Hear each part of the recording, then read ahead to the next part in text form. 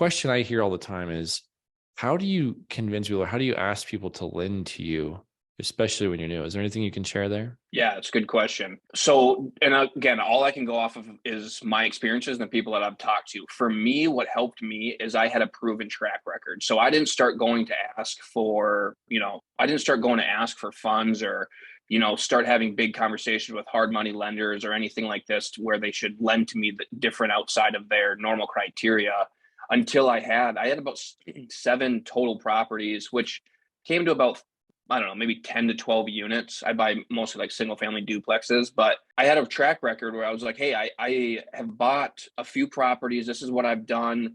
If I only had one property or no properties and I go ask people for money, like I don't really know that I'd be able to convince people that that's a great route. Because I mean, how do you go into a room and say, hey, you should give me $100,000 at 12% return, 1 point, like, but and they're like, okay, all right, Kyle, what have you done? Well, I haven't done anything, but I've got a good business model. It's just like it's for me a proven track record is really what helped me.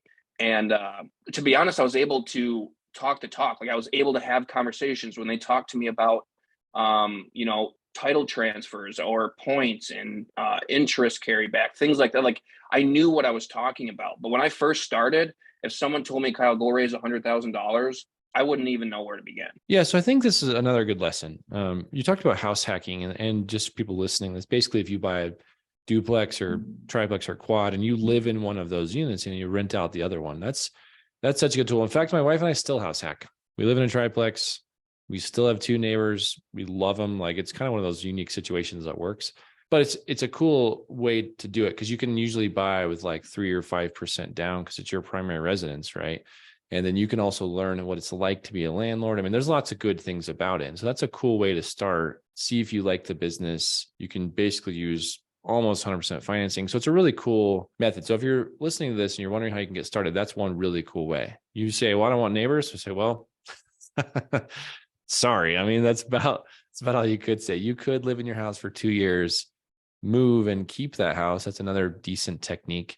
So there's a handful of techniques out there about get started, but I think that's really cool. And then the thing is, like you're saying, kind of create this track record with your own time and your own money, then start asking people to lend to you, which I think a lot of people want to skip that first step, right? So that's a pretty cool lesson.